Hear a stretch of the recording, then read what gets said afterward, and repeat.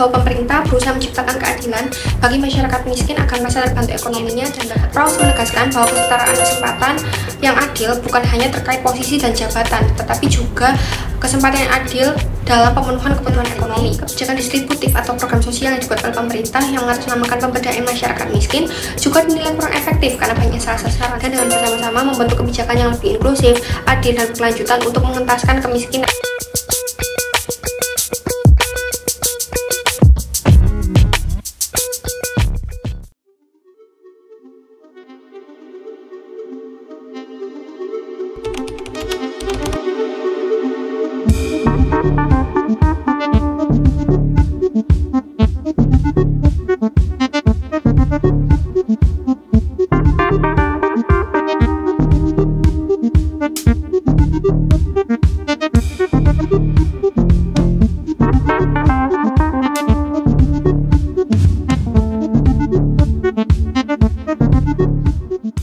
Dari beberapa cuplikan tersebut dapat dilihat bahwa pemerintah berusaha menciptakan keadilan bagi masyarakat miskin agar merasa terbantu ekonominya dan mendapatkan kesempatan yang sama melalui program-program distribusi sosial seperti BLT, PKH, dan pemberian sembako. Kebijakan distribusi ini relevan dengan teori keadilan menurut John Rawls yang merupakan teori keadilan distributif dan egalitarian atau kesetaraan untuk menjawab ketimpangan sosial ekonomi. Bagi Rawls, keadilan sosial adalah tentang menjamin perlindungan akses yang sama terhadap kebebasan, hak, dan kesempatan serta mengurus anggota masyarakat yang paling tidak beruntung, yang dalam hal ini adalah masyarakat miskin. Rawls menegaskan bahwa kesetaraan kesempatan yang adil bukan hanya terkait posisi dan jabatan, tetapi juga kesempatan yang adil dalam pemenuhan kebutuhan ekonomi. Namun, teori keadilan Rawls ini banyak mendapatkan kritik karena dianggap tidak efisiensi ekonomi, merugikan pertumbuhan ekonomi, dan beberapa kalangan masyarakat. Teori Rawls ini juga ditentang oleh Nozick melalui teori keadilan libertarianisme. Nozick mengatakan bahwa masyarakat hanya terdiri dari individu-individu yang masing-masing diasumsikan diberkahi oleh alam dengan hak yang tidak boleh dilanggar atau dicabut oleh pemerintah. Nozick berpendapat bahwa kekayaan ditransfer dari orang kaya ke orang miskin yang dalam hal ini adalah kebijakan distributif itu hanya sebagai tindakan amal pribadi, bukan sebagai kewajiban. Menurut Nozick, keadilan menurut Rawls melalui kebijakan distributif dianggap melanggar keadilan, pelanggaran hak milik, dan kebebasan individu.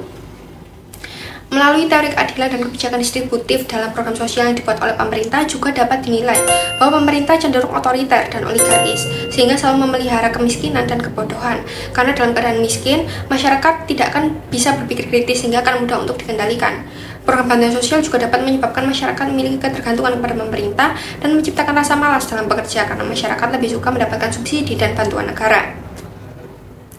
Dalam hal ini, kebijakan distributif atau program sosial yang dibuat oleh pemerintah yang mengatasnamakan pemberdayaan masyarakat miskin juga dinilai kurang efektif karena banyak salah sasaran, seperti contohnya program BLT yang banyak data kemiskinan itu tidak berjalan dengan baik sehingga warga mampu masih banyak yang terdata.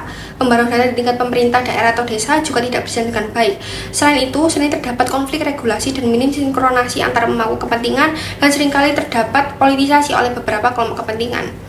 Melihat lonjakan jumlah penerima bansos dari tahun ke tahun, dapat dinilai bahwa tidak hanya ada upaya mitigasi kemiskinan, tapi juga ada indikasi lemahnya perekonomian masyarakat. Karena anggaran bantuan sosial yang naik dari tahun ke tahun, tapi jumlah masyarakat miskin juga naik dari waktu ke waktu. Sehingga dalam hal ini, bansos dan program sosial seharusnya bukanlah solusi tunggal untuk mengatasi kemiskinan. Diperlukan pendekatan terpadu yang mencakup kebijakan ekonomi inklusif, investasi dalam pendidikan atau kesehatan, serta peluang pekerjaan yang berkelanjutan.